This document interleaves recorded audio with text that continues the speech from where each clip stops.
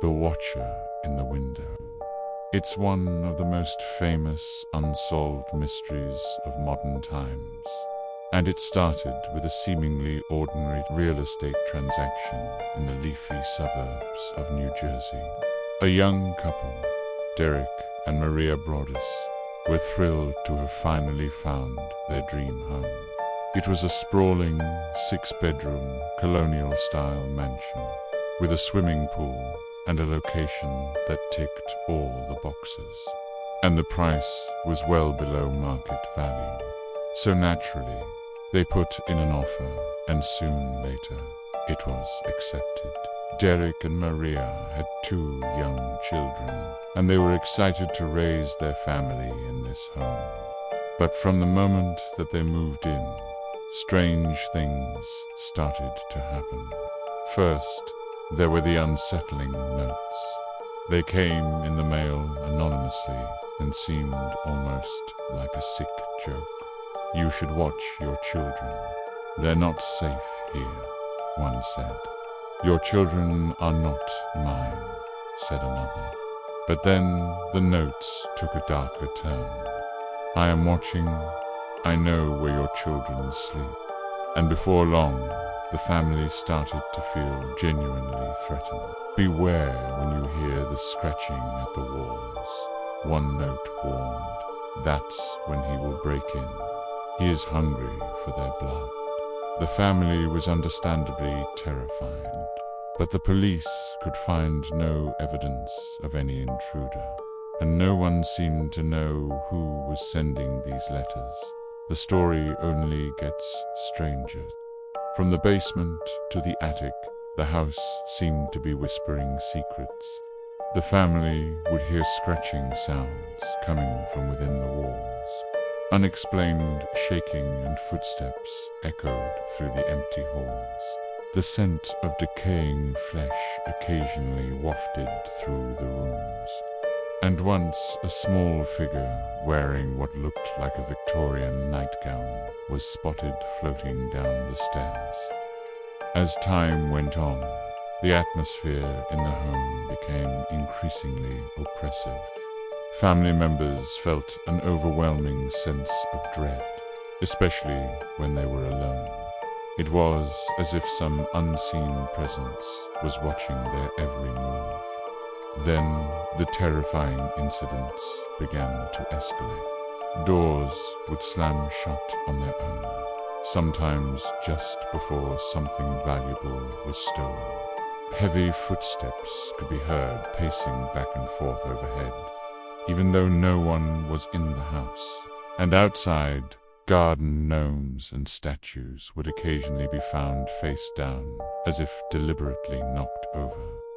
After weeks of living in a state of constant fear, the family fled, abandoning their dream home to whatever sinister force controlled it. The house remained empty for several years until another family decided to take a chance on it. But they, too, were soon driven out by unexplained phenomena, including scratches on their doors and furniture, the smell of decay, and the sound of whispered voices. So how did we get here? What dark forces might be lurking within the walls of this seemingly cursed home? Before we dive into the haunting history of this home and explore the disturbing theories that surround it, it's important to mention that while these accounts are widely reported, there is no concrete evidence to support any paranormal claims.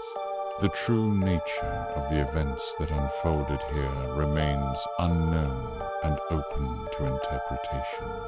Now let's go back to the beginning of this chilling tale. This is the story of the Watcher in the Window. On May 9th, 2014, Derek and Maria Broadus made an offer on a grand old home at 657 Boulevard in Westfield, New Jersey. The house had been built in 1905 and boasted 6 bedrooms, 4 bathrooms, and a range of period features, including stained glass windows and a sweeping staircase. It was situated on a large lot with mature trees and gardens, and had a heated swimming pool out back.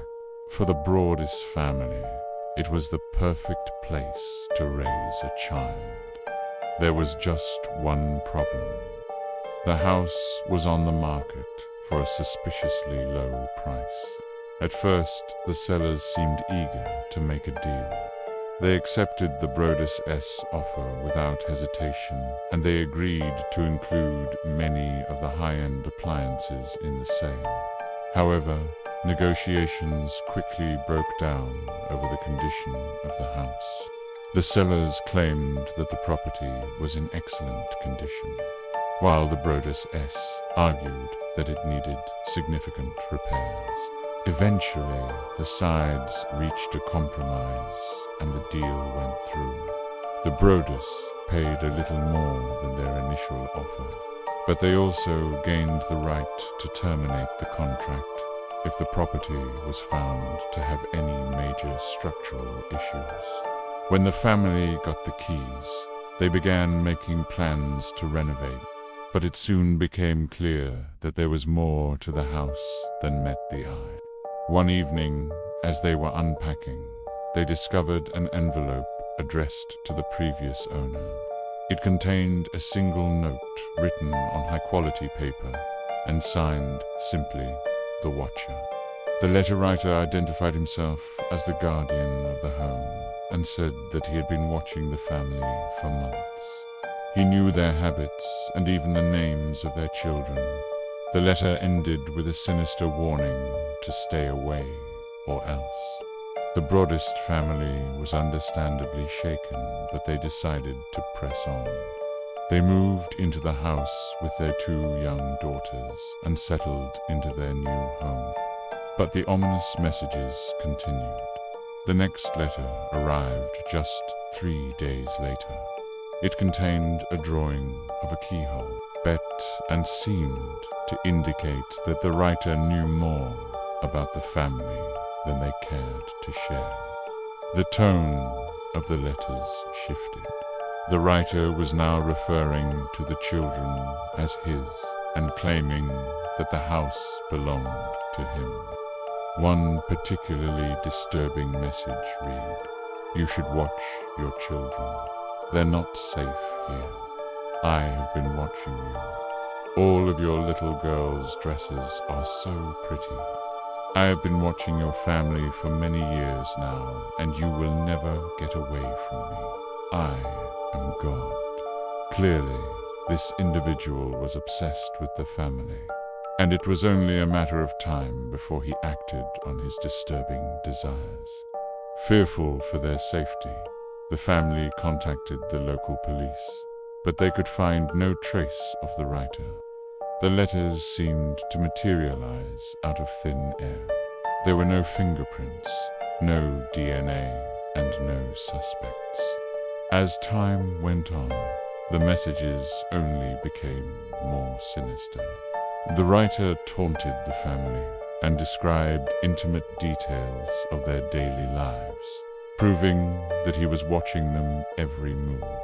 In January 2015, the Broadus family received a chilling letter which read, "I am going to tell you again. Your children are not mine. Their souls belong to me.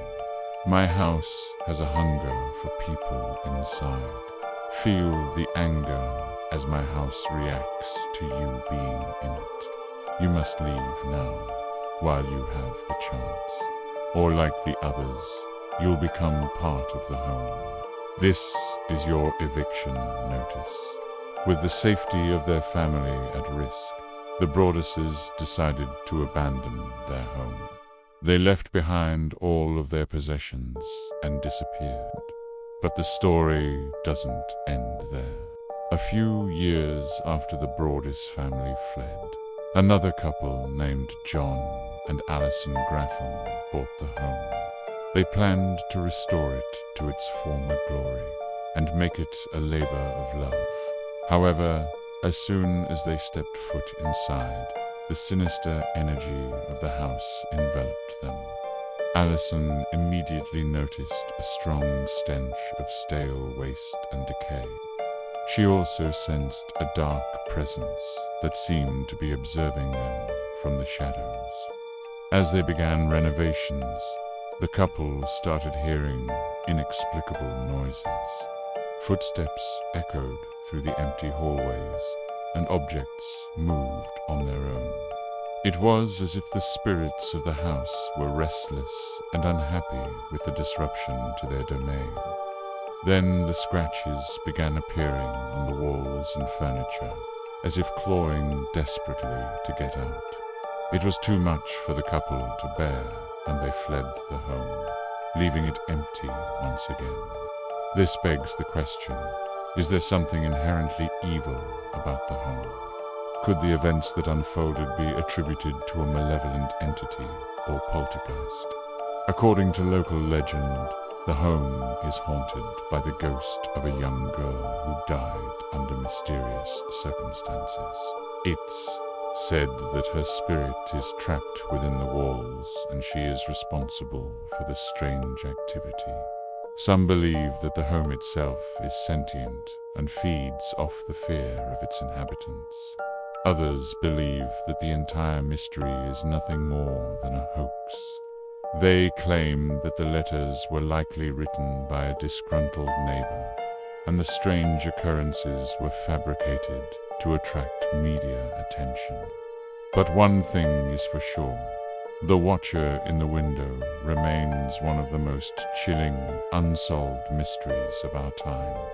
And you may never know what lurks in the shadows of your own home. Thank you for watching. If you enjoyed the video, please leave a thumbs up and subscribe for more content. I look forward to seeing you in the next video. They say that one of the most terrifying things that can happen to someone is to pick up a hitchhiker, especially if they're walking along the highway in the middle of the night. Some people believe that if you offer a stranger a ride, it could be the last mistake you ever make. There have been countless reports of drivers picking up hitchhikers only to realize that they just made a huge mistake. One of the most famous of these stories involves a hitchhiker who disappears from the car after being dropped off at her destination. This is the story of the vanishing hitchhiker. The year was 1976 when the story of a missing hitchhiker circulated around America. The story started making rounds at college campuses before it was picked up by the media and became a full-blown urban legend. According to the story, a person is driving down an isolated country road late at night when they see a young woman walking along the side of the highway. She appears to be alone and is possibly hitchhiking. Taking pity on the young woman, the driver pulls over to offer her a ride. When he rolls down his window, he sees that the girl looks very pale and is dressed oddly for the weather. Despite the cold evening, she's wearing shorts and a tank top. He asks her where she's going, but she doesn't answer. Instead, she gives him an address and tells him to drive. For the next few minutes, everything seems fine. But soon the driver begins to feel uneasy. Looking back at his passenger, he realizes she hasn't said a word the entire ride. And although he hadn't noticed it before, her silence was unnerving. To say the least, there was something very strange about her. He tries to make conversation, but she remains silent, staring straight ahead. The driver continues down the road until he reaches the address the girl gave him. Pulling up outside the house, he kills the engine and turns to his passenger, expecting her to get out of the car. But she remains motionless, still staring straight ahead. Confused, He asks her again, "Are you getting out here?" But she doesn't respond. The driver decides to knock on the door. And when the man who opens it sees the hitchhiker, his face pales. "She's not supposed to be here," he says, gesturing for the driver to come inside. As the driver enters the house, he notices that everyone in the room seems very tired. After explaining what happened, the family thanks him for finding their daughter and tells him that she must have slipped out of the house again.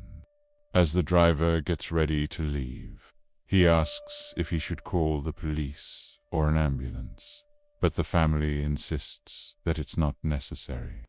Everything is fine, they say, as long as she doesn't go missing for too long.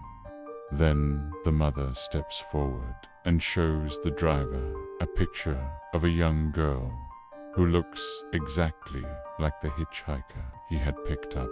But this girl had died years ago, she explains, having been hit by a car while trying to walk home from his very same house.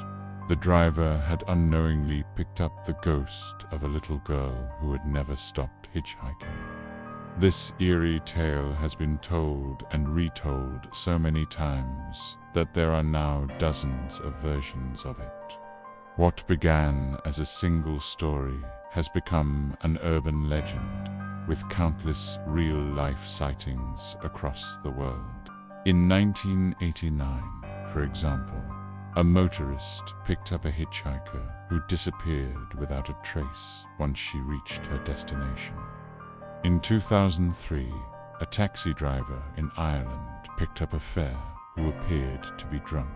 She gave him an address and fell asleep, but when he arrived, she was gone. The driver knocked on the door, only to be told that the girl had died 3 months earlier from an overdose. Another story comes from 1987, when a hitchhiker accepted a ride from a kind motorist on a lonely stretch of road. But once he dropped her off, he saw her standing at the other side of the road. Terrified, he called the police, only to find out that she had been reported missing for months earlier. In each of these stories, the people who picked up the hitchhikers had no idea that they were dealing with ghosts. And while the legend has changed over time, some details remain consistent. Many versions take place on lonely stretches of road, often at night, which plays into the fear of being stranded in a remote area. The hitchhiker is often described as pale, as if she isn't quite alive. She also tends to dress oddly, suggesting that she doesn't belong in the present. But perhaps the scariest part of the story is that in many versions, the hitchhiker disappears from the car. When the driver arrives at her destination, she simply vanishes, leaving him to wonder if he had imagined the whole thing. But once he knocks on the door, it becomes clear that she really was there. Stories of ghostly hitchhikers have existed for centuries, but the modern version of the story likely originated in the United States. The earliest known written version of the story dates back to 1937, when it was published in Reader's Digest. But it probably existed in oral form long before that. During the early days of hitchhiking, people would often travel with strangers, sleeping in the back of cars or trucks. While this could be dangerous, most people didn't think twice because they were eager to explore new places.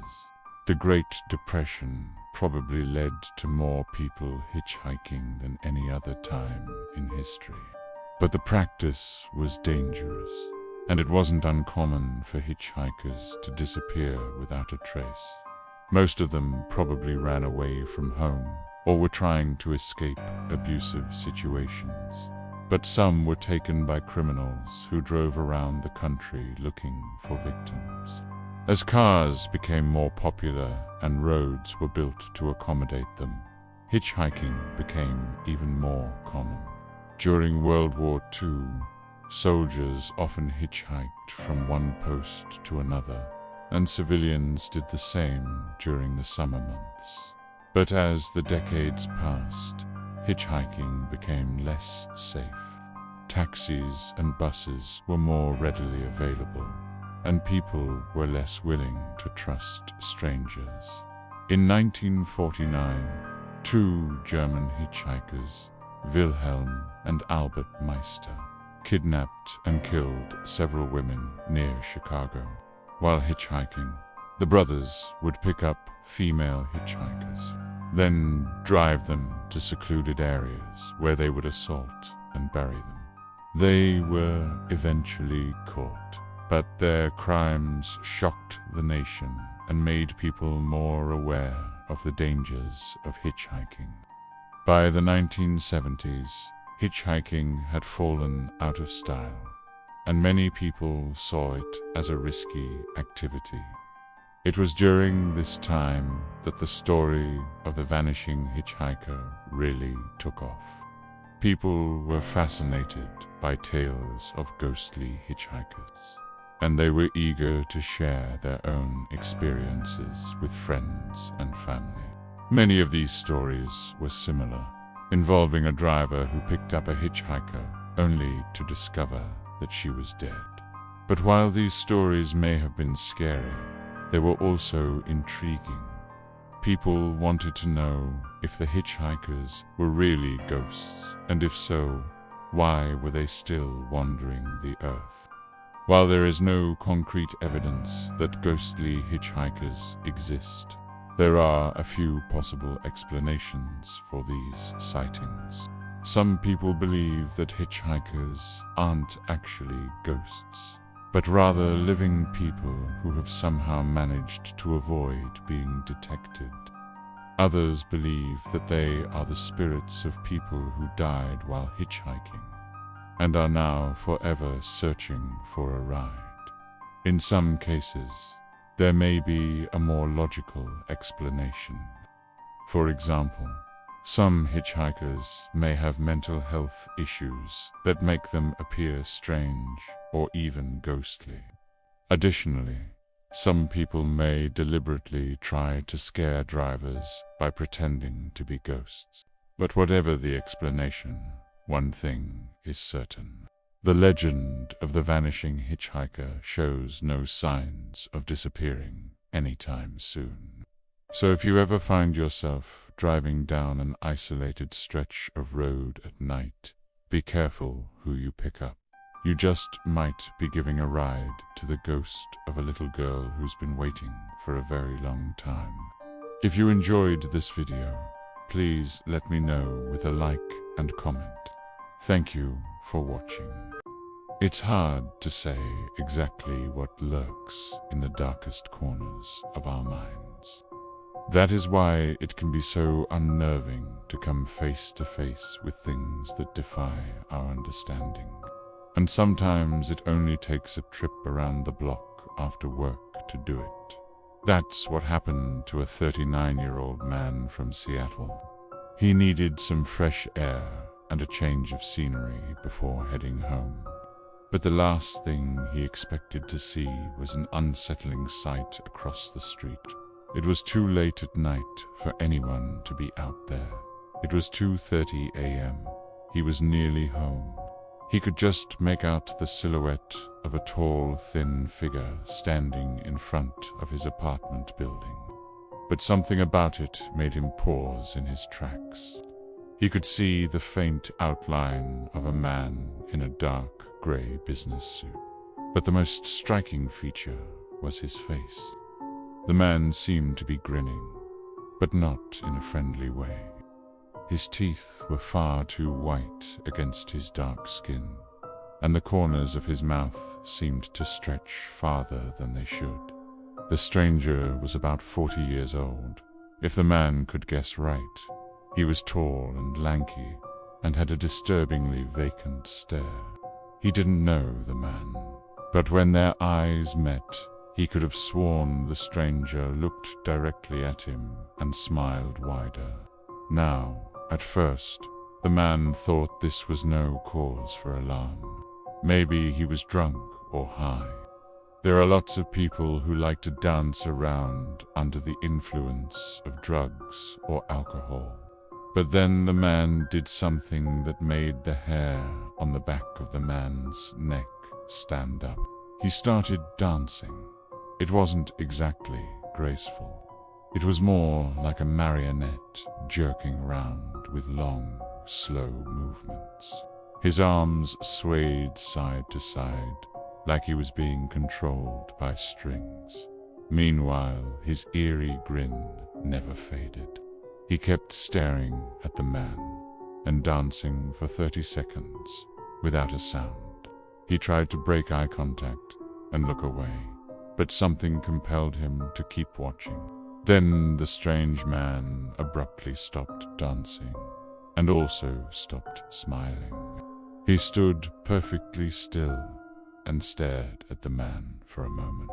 The man's heart started racing. He desperately wanted to get away, but his legs felt heavy, as if lead weights were attached to them.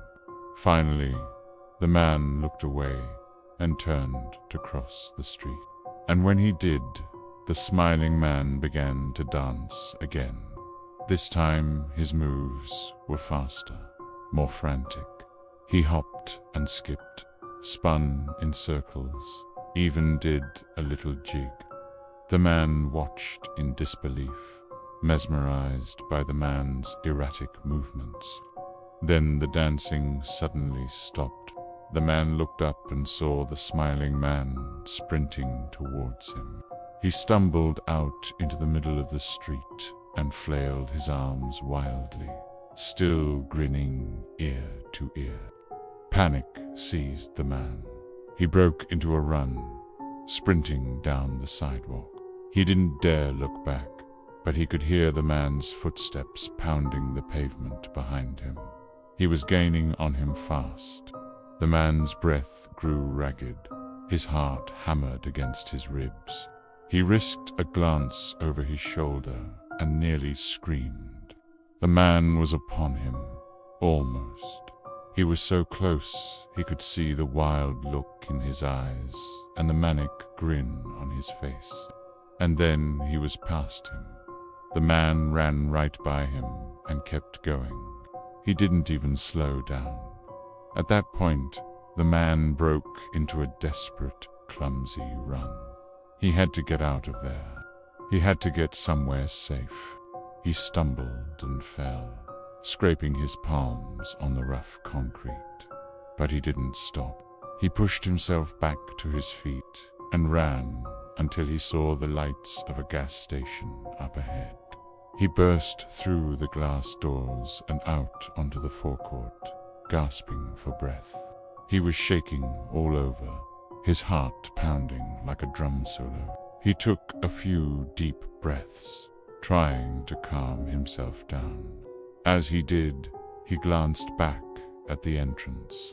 In the flickering light of the gas station sign, he could just make out the vague shape of a man standing at the edge of the pavement. He was staring at him, but the man couldn't see his face. Then the man took a step back and vanished into the darkness. As the sun rose, the man went back to the spot where he'd seen the mysterious figure. But there was no sign of him. Even the police were unable to find any trace of the man. They searched the area, questioned the man, and even checked security footage from nearby homes. But the smiling man was nowhere to be found. And now the man's life is in danger because ever since that night, he's been seeing the smiling man everywhere. Sometimes he sees him in crowds of people, dancing slowly and eerily, never making eye contact. Other times he appears in the man's dreams, standing at the foot of his bed, grinning and beckoning with a finger. The man has tried everything to escape the visions. He's changed his phone number, moved into a new apartment, even tried therapy. Nothing works. The smiling man is always there, dancing, grinning, taunting. The man's friends and family are starting to worry about him. He's become withdrawn and paranoid. He spends most of his time hiding indoors, only going out when he has to. He's afraid that the smiling man is following him, waiting for him to let his guard down so he can strike. But who is the smiling man? What does he want with the man? No one knows. Some say it was just a figment of his imagination, a manifestation of his stress and anxiety. Others claim it was something more sinister, a demon or evil spirit that has become attached to him. The truth is, no one can say for sure. But one thing is certain. The smiling man is not done with him yet. The nightmare isn't over. Now, if you were the man, what would you do next? Let us know in the comments below. And as we end this video, we have a question for you. Have you ever experienced something similar to what the man experienced? Share your story with us in the comments below. We would love to hear from you. Thanks for watching. If you enjoyed this video, please give it a thumbs up and share it with your friends. Don't forget to subscribe for more content like this. Until next time, stay safe and keep an eye out for that smiling man. You never know when he might appear and start dancing. Hi guys, welcome back to my channel.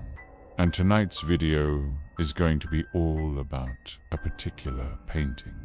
This painting has been talked about since the 1980s.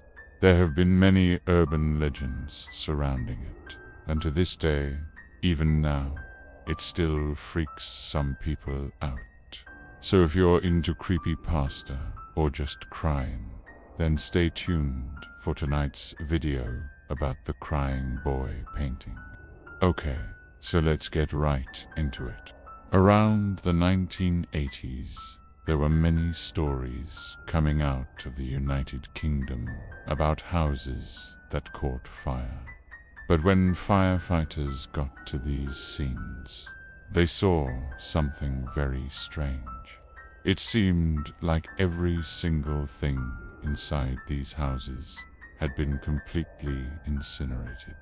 Everything except for a single painting, which was a painting of a crying boy. And this wasn't just one or two cases either. They were happening everywhere. These houses were being leveled, but the painting remained untouched by the flames. It was always perfectly fine. Now, of course, when something like this happens, people begin to wonder what's going on. Like, why is this painting not burning? And rumors started to spread that these paintings were cursed. Anyone who bought or hung one of these paintings would somehow face great tragedy. Firefighters began to hate these calls because it meant that somewhere in the house, someone's life was hanging in the balance. So how did this start? Where did the crying boy painting come from? Well, that's actually a really good question, because the answer might surprise you. You see, it turns out that the painting itself is actually not cursed at all. What actually happened was that someone made copies of the original painting and sold them as their own. And yes, I know that sounds weird. Why would they do that? Well, because they wanted to make money off of an old painting that nobody cared about. It turns out that the original painting didn't catch on until someone began spreading the rumor that it was cursed. In fact, the artist that painted the original piece is actually named Jose Campeche. He was a painter from Mexico, and this painting was not even originally titled The Crying Boy. It was called Juanito Pintado. The story behind the painting is that the boy in it was a son of a wealthy family, and one day he disappeared, and this really upset his mother, so she commissioned the painting from Campeche. She wanted him to look exactly like her missing son. And as time went on, the painting became so popular that people around Mexico started referring to it as El Chico de las Lamparas, or the Lamp Boy. This painting would go on to be forgotten about for decades until the 1970s, when it was rediscovered by an art dealer from Britain named William. He began selling prints of the painting in the UK. And that's when people started to notice that whenever they hung the painting in their home, bad things would happen. Now, you may be wondering, how did people know that these paintings were fake? Well, it's because the original painting was still around. There was an actual painting that everybody could look at and compare the copy to. And if you compared the two side by side, you could tell that the colors were different and the details were slightly off. The fake one just didn't have the same kind of quality that the original did. So yeah, these people knew that the paintings were fake, but they still hung them anyway. They must have not cared that much about the possibility of bad things happening, because they hung them anyway. So we don't know if they truly believed that the painting was cursed, or if they just thought it was funny to mess with their friends. Either way, though, we don't know who started the rumor, but once it got out there, it spread like wildfire. It wasn't long before entire towns were talking about the cursed Crying Boy painting. People would buy the copies without thinking anything of it, and then they would bring them home. Then, eventually, something bad would happen, and they would think that it was the painting's fault. So this isn't to say that bad things weren't happening. Houses were definitely burning down, and lives were definitely being lost. But we can't say that it was 100% the painting's fault. I mean, think about it. Let us say that you live in a small town, and you hear about a painting that makes people's houses burn down. Are you going to take the risk of hanging it? No. Right. You'd probably just throw it out. But some people are dumb, okay? Or they might be doing it as a joke. Like maybe you trying to scare your friend, and you hang the painting up while they sleeping. Who knows? There could be a million reasons as to why these people hung the painting in the first place. What we do know is that the paintings continued to freak people out, and bad things kept happening. And this led to firefighters being sent to more and more houses that had these paintings on the walls.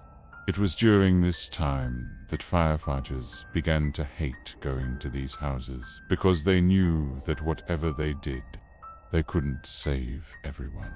If the person had hung up the painting, then the only way to escape certain tragedy was to remove it from their house.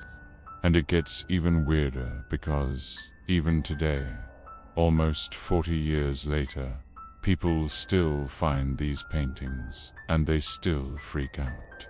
To this day, people still find the paintings in thrift shops and antique stores, and people even dare each other to hang them up. Apparently, some people have even hung them up and experienced strange things afterwards, like smelling smoke out of nowhere. Some say that they've even seen wisps of smoke coming out of the painting itself. We don't know if any of those stories are true or not. But what we do know is that people still find these paintings to this day. And some people swear that if you hang the painting in your house, then you'll burn to death in your sleep. Now, I don't know about you, but I wouldn't want to test that theory out. But here's the thing. If you ever see this painting, if you ever see the crying boy painting in an antique shop or a thrift store, don't hang it. Just leave it there.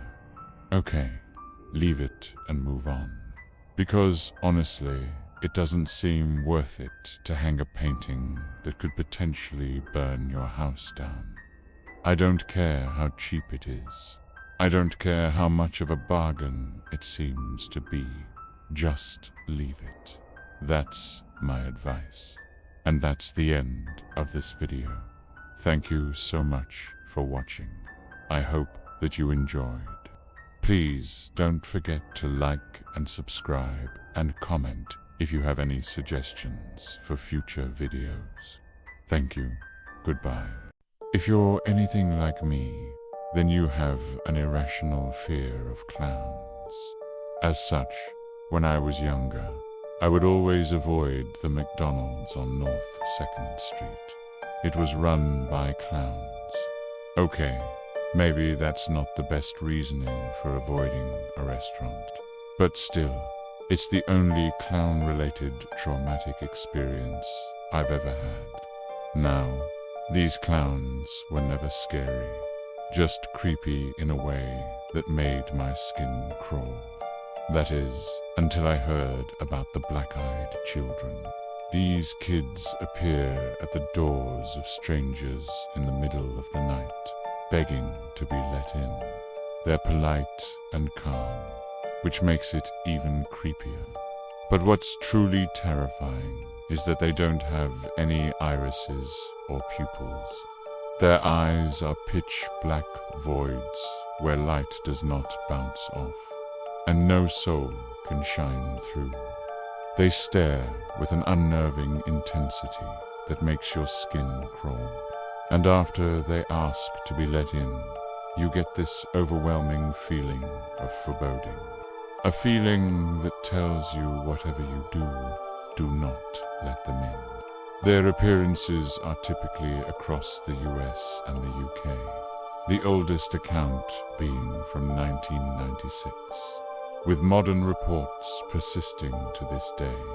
People who let them in never talk about their experiences, so we don't know what happened to them. However, those who have resisted the children entering their homes have shared their stories. And it's their accounts that have created the most disturbing lore surrounding these mysterious creatures. For example, there was the case of a man who received a knock at his front door around 1 a.m.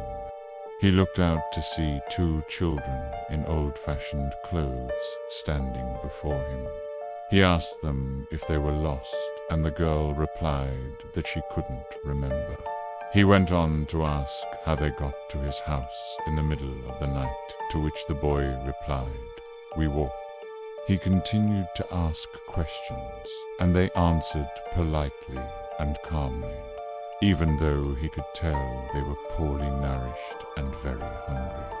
He said that despite the fact that it was the middle of the night, he felt compelled to make them some food.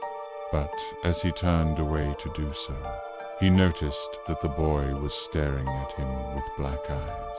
They were cold and soulless. His gut instinct told him to slam the door shut and turn off the lights. And as he did, he swore he heard the children scream. Or what about the woman who opened her door to find 2 young boys in need of help?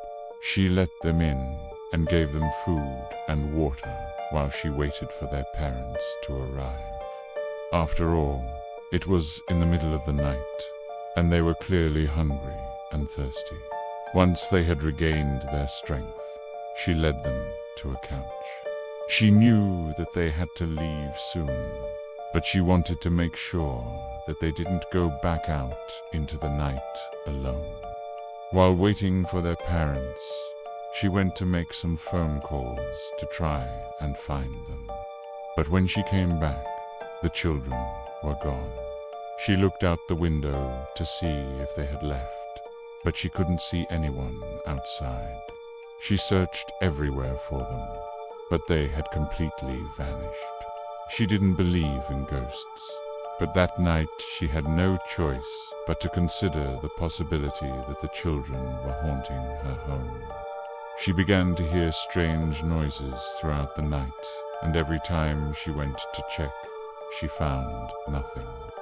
Then, of course, there was the case of the hitchhiker who picked up a young boy late at night. He initially appeared to be polite and well-behaved, but midway through the journey, he turned round in his seat to reveal eyes that were totally black. The driver immediately slammed on the brakes, causing the boy to turn back around as if nothing had happened. To this day, the driver is unsure whether the boy was actually staring at him or simply sitting in his seat. He pulled over and let the child out, unsure of what else to do. He drove away quickly, hoping to put the incident behind him. But weeks later, he picked up another passenger, a young boy who also stared at him with those same empty black eyes. These cases are unsettling because they share similar traits. For example, the children appear in the middle of the night, usually between 1 and 4 a.m. They ask to be let in and invited in, but they may also push their way past you if you hesitate. They're often described as dressed in dirty, old-fashioned clothes, like they've traveled through time. Their eyes are the most alarming part of their appearance, soulless voids that seem to stare directly into your mind. Their demeanors are calm and polite, sometimes showing signs of hunger or thirst. If you invite them in, they seem grateful and behave normally. But if you refuse them entry, they don't take it well. You might hear scratching and banging at your door after they've left, or you might hear screaming and other strange sounds coming from outside your house. So who are these children? Are they souls trapped between the living world and the afterlife? Or are they something more sinister? There are many theories. One suggests that these children were once victims of ritual abuse. Others believe they're demons preying on human emotion. Whatever the truth, it's clear that these stories have captured the public imagination.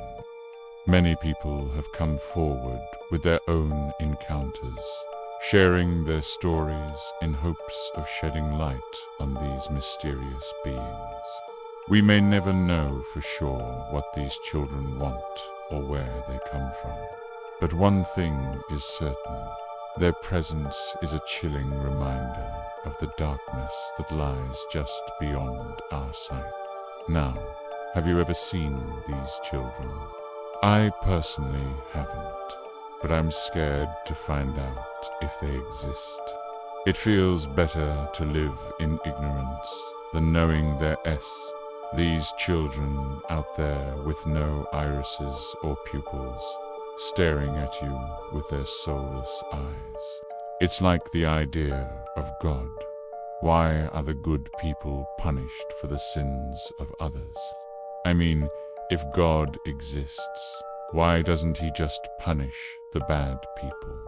Why does he punish the good ones? That's just not fair. There's this one story that stuck with me, though. I read it in a book years ago.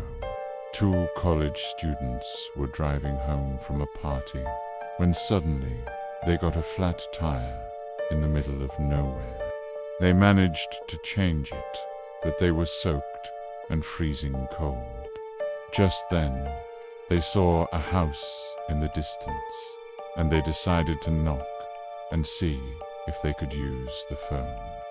When they reached the door, an old woman opened it and invited them in to dry off. She made them hot chocolate and offered them towels. But something about her seemed off. Her eyes were black. It wasn't like they were bloodshot or full of hate. They were just black. There was no white part to them. They were black. And then the woman went to the kitchen to get some cookies. While she was gone, the students slipped out the back door and ran to their car. As they drove away, they could see the woman standing in the yard, waving at them. But the scariest part was that she was smiling, and it wasn't a friendly smile. It was something that made the hairs on the back of their necks stand up. They never went back to that house, and they never forgot the woman's black eyes. What do you think those children want? Let me know your thoughts. I love hearing what you have to say. Thank you for watching.